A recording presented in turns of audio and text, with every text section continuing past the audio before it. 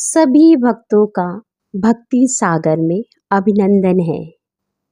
शिव जी को बेलपत्र अति प्रिय क्यों है? आइए जानते हैं हम इस कथा के विषय में। एक बार की बात है जब देवता और दानव अमृत प्राप्त करने के लिए समुद्र मंथन कर रहे थे।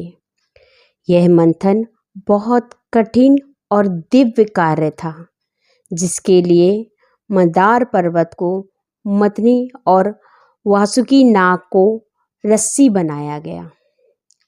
मंथन के प्रारंभ होते ही समुद्र से एक के बाद एक दिव्य रत्न, देवियां, औषधियां और अद्भुत वस्तुएं निकलने लगी।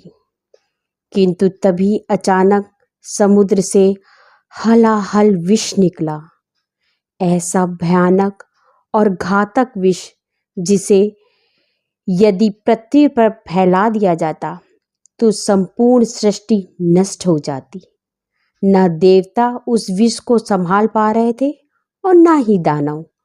चारों ओर हाहाकार मच गया। समस्त ब्रह्मांड संकट में आ गया।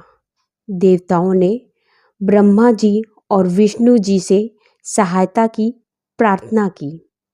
तब सबका ध्यान गया कल्याणकारी भगवान शिव की ओर।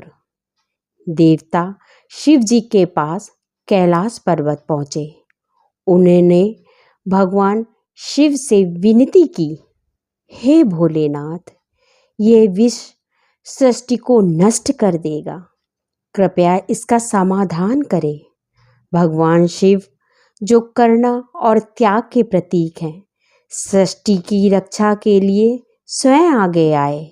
उन्होंने बिना कोई विलंब किए उस घातक हलाहल विष को अपने कर कमलों से उठाया और पी गए।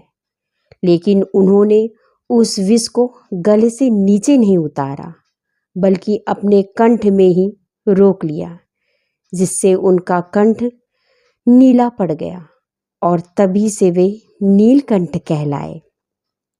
विष अत्यंत उग्र और प्रचंड था।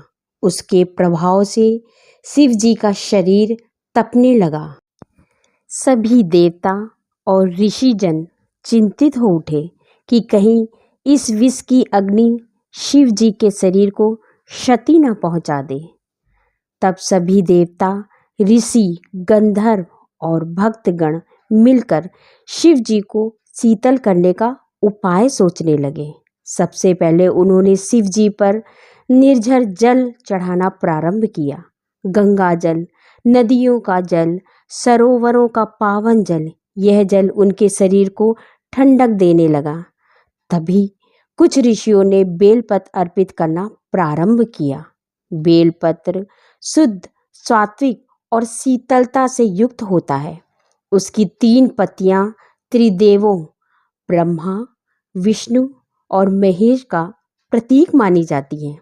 जब बेलपत्र शिव जी पर अर्पित किए गए, तब विष की उष्णता धीरे धीरे शांत होने लगी। शिव जी की पीड़ा कम हुई और उनका मन स्थिर हुआ। तभी से बेलपत्र भगवान शिव को अत्यंत प्रिय हो गया। बेलपत्र की शीतलता और पवित्रता ने न केवल उनके शरीर को विष की अग्नि से राहत दी, बल्कि यह भी दर्शाया कि एक छोटा सा साधन भी यदि श्रद्धा से अर्पित किया जाए तो वह भगवान को प्रसन्न कर सकता है। आज भी सावन मास में विशेषकर सोमवार के दिन भक्तजन शिवलिंग पर जल चढ़ाते हैं और बेलपत्र अर्पित करते हैं। यह न केवल धार्मिक परंपरा है, बल्कि एक गहन आध्यात्मिक श्रद्धा का प्रतीक है। इस कथा से हमें यह शिक्षा मिलती है कि भगवान शिव समस्त सृष्टि के कल्याण के लिए अपने प्राणों की परवाह किए बिना विष को पी जाते हैं, और यह भी कि भक्त की श्रद्धा से अर्पित एक छोटा सा बेलपत्र भी भगवान को अति प्रिय होता है।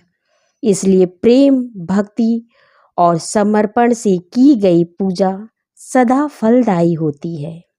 सभी भक्त प्रेम से बोलो, हर हर महादेव, हर हर महादेव, हर हर महादेव।